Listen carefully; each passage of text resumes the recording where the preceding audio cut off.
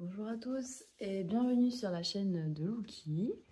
Ce matin, on va parler du pet sitting parce qu'avec Lucky, on a pu faire du pet sitting à la maison quand on avait un appartement et je voulais partager avec vous cette expérience.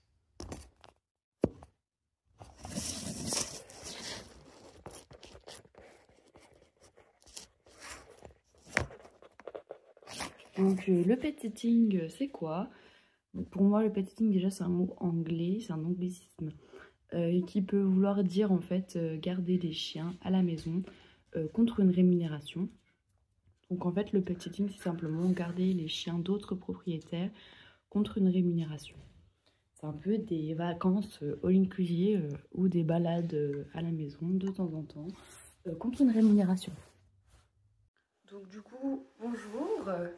Ce matin avec Lucky, on va parler un petit peu du pet sitting et je voulais aborder avec vous en fait les différentes gardes de chiens que j'ai pu faire à la maison et du coup aborder dans une première partie qu'est-ce que le pet sitting, comment on peut le pratiquer si on a un chien ou si on n'en a pas et quels sont les bienfaits du coup sur votre chien si vous le pratiquez, les conditions à respecter et la rémunération. Donc bonjour, moi je m'appelle Élise Imbert, j'ai créé une chaîne YouTube de Lucky. On parle essentiellement d'éducation, mais on peut aussi parler d'autres choses comme le toilettage, les pattes roses ou l'agressivité chez le chien. Parce que Lucky est un chien qui a été adopté en SPA. Donc du coup concrètement, le pet sitting c'est quoi? Eh bien le pet sitting c'est garder un autre chien qui n'est pas le nôtre à la maison sous une rémunération, sous condition de rémunération, dans le but en fait de prodiguer des bons soins. Le pet sitting normalement est exercé par des personnes du métier qui en fait ont des diplômes pour pouvoir par exemple donner les soins d'urgence aux chiens ou également pouvoir donner de l'éducation et un cadre favorable aux chiens. Il y a eu de nombreuses émissions qui sont sorties quand j'ai fait du pet sitting en 2021 sur les nouveaux métiers de pet sitter. Donc il y a beaucoup de personnes qui ont pu se faire pet sitter simplement grâce aux applications suivantes comme Rover, Animote. Il y a aussi garde chien sur les groupes Facebook.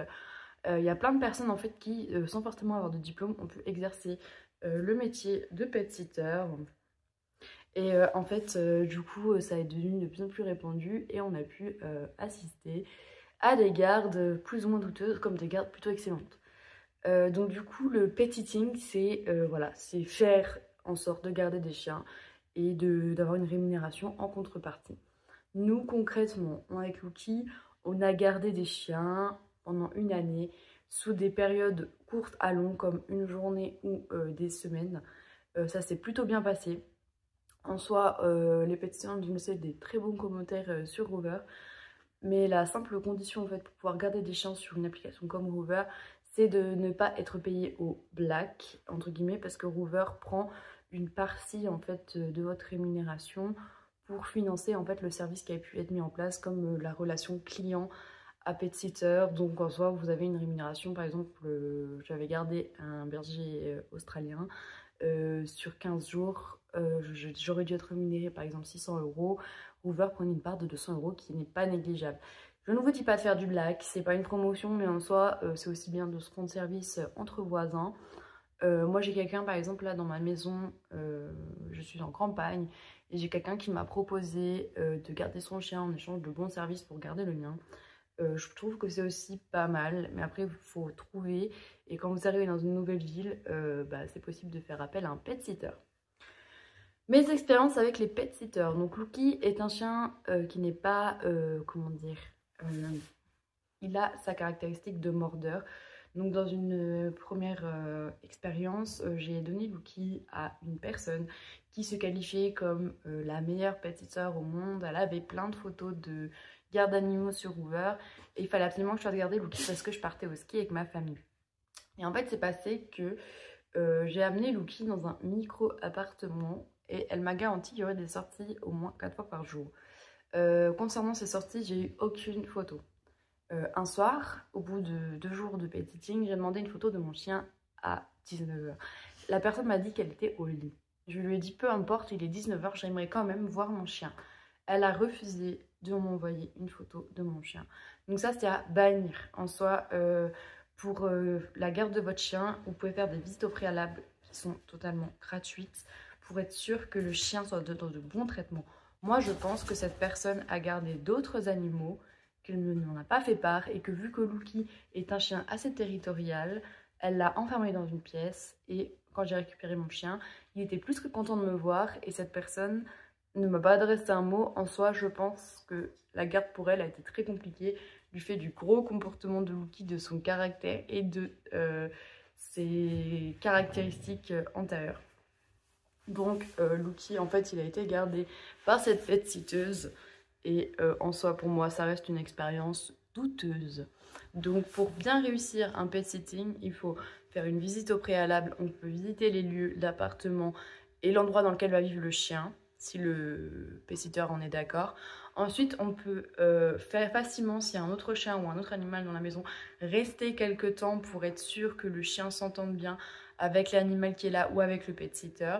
On peut questionner le pet-sitter sur ses disponibilités sur la journée. Combien d'heures il va promener le chien, s'il travaille, si c'est un étudiant, s'il a de l'espace, s'il a un jardin. Enfin, c'est très important de savoir comment votre chien va vivre ses prochains jours avec son pet-sitter. Parce que en soi, il faut être sûr qu'il soit dans un endroit sécure et que la personne qui s'occupe de lui ne le fait pas que simplement pour l'argent, mais aussi par amour des animaux. Je ne doute pas sur le fait qu'il y ait des personnes qui le fassent par amour pour les animaux, mais quand j'ai demandé une photo de mon chien au bout de 2 jours parce que j'avais pas de nouvelles et qu'on m'a répondu qu'elle dormait, là à un moment donné, je me suis dit, elle est en train un petit peu de se foutre de moi. Et la personne n'a pas voulu admettre que ça a été compliqué avec mon chien. En soi, aussi, ce qu'on peut faire, c'est la rémunération. Moi, je sais qu'il y a des pétiteurs qui vont mettre la rémunération à 20 € de l'heure, 30 € de l'heure. On peut aussi prendre une étudiante qui va super bien s'en sortir et qui va fixer une rémunération à 15 € de l'heure, mais qui va super bien se débrouiller avec le chien et laisser un pourboire, par exemple. En soi, on n'est pas obligé, par exemple, de prendre le pet sitter hyper bien noté, qui a des cours d'éducation canine, qui va rééduquer votre chien en une semaine. Enfin, on peut avoir des petits budgets et faire garder son chien par des personnes qui vont vraiment prendre ça au sérieux. Donc voilà. Ensuite, la deuxième option, il y a forcément le chenil, mais moi, je veux dire, je me suis renseignée auprès de chez moi, on m'a répondu que il n'y avait pas de problème qu'il soit agressif, qu'il resterait dans un parc, qu'il sortirait pas. Donc voilà, hors de question. Pour moi, le chien, il doit aller dans des environnements variés. Une personne qui le sort, qui le dépense, si c'est pour juste ouvrir la porte, qui est dans un parc où il y a plein de caca de chien, c'est hors de question. Je pense qu'il y a des chenils, pareil, je nuance, comme des pet-sitters, qui en valent la peine et qui sont très bien traités avec les animaux. Mais moi, je me renseigne toujours sur les endroits où j'emmène mon chien. C'est un chien agressif, qui a peur de l'abandon, qui est stressé quand je le laisse. Donc si c'est pour le laisser en plus dans des conditions déplorables, c'est hors de question. Donc nous, concrètement, quand on est devenu pet-sitter, on a rempli une fiche sur Hoover, qui nous demandait notre nom, notre prénom, notre adresse. Également, vous devez fournir une carte d'identité, votre compte va être vérifié.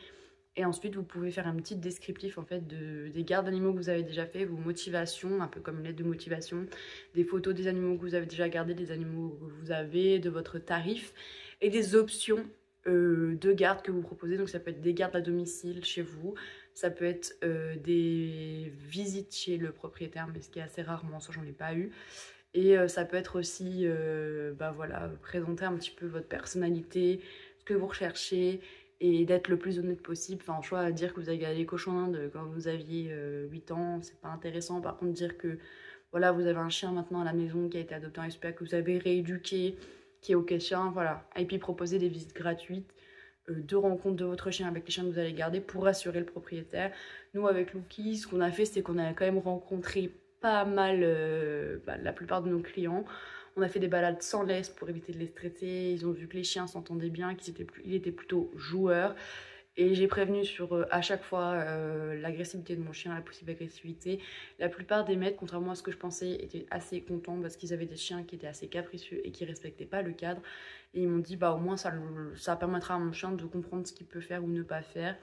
Il faut aussi bien sécuriser son intérieur. Moi j'ai gardé des chiots et un chiot qui a monté littéralement sur mon plan de travail de cuisine, ou qui ramassait tout ce qui traînait ou qui me faisait des pipis dans le panier. Donc il faut vraiment sécuriser, nettoyer, faire en sorte que voilà, votre environnement soit sécurisé, qu'il n'aille pas mâchouiller les câbles ou quoi que ce soit. Votre chien est aussi votre partenaire de travail. Lucky a de nombreuses fois recadré ce petit chiot, par exemple, en le mettant dans son panier pour qu'il évite d'aller faire pipi partout. A recadré le chiot sur le fait qu'il fallait pas qu'il aille voler sa nourriture à lui. Donc ça restait calme, il l'a juste retourné et maintenu pour lui faire comprendre que maintenant c'était stop. Parce que ce chien ne m'écoutait plus. Quand je lui demande d'aller au panier, parce qu'il allait prendre les jouets de Lucky et que Lucky grognait pour le prévenir, ce chiot y allait de plus belle. Et en soi, Lucky, il a compris que juste avec des petites menaces physiques, en le retournant gentiment et en l'immobilisant, il lui ferait comprendre qu'il doit rester dans son panier. Et par la suite, en fait, ce qui s'est passé, c'est que le chiot a littéralement écouté Lucky et m'a écouté moi-même parce que mon chien était mon partenaire de travail et m'a aidé à travailler en ce sens, dans un sens de respect mutuel des lieux et de l'environnement. Faire aussi attention aux exigences des propriétaires. Moi là, j'ai une propriétaire qui m'avait dit que son chien avait pris du poids en une semaine parce que je l'avais trop nourri son chiot. Du coup, il faut faire attention à ce que les propriétaires vous demandent vis-à-vis de leurs attentes quand on garde leur chien. Et puis surtout des balades, pendant les balades, vous envoyez des photos, des messages. Vraiment, donner des nouvelles aux propriétaires, c'est leur animal de compagnie, ils ne sont pas rassurés de le donner des fois à un étranger. Donc ça peut aussi faciliter les choses si vous leur donnez régulièrement des nouvelles de leur chien. Pensez à vous, qu'est-ce que vous aimeriez avoir comme service si on gardait votre chien.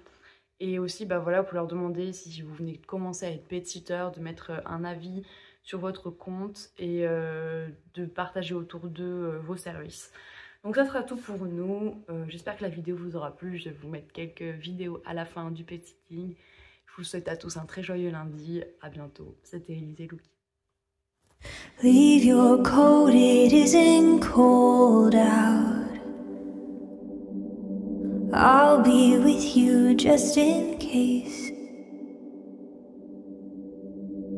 Don't be nervous, 'cause I'm here now. Fight the urge to stay the same.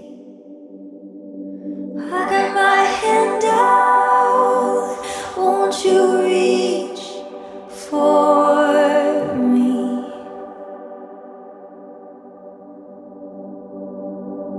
Try to say you, but you're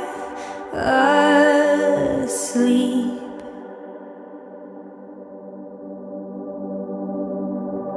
Darling,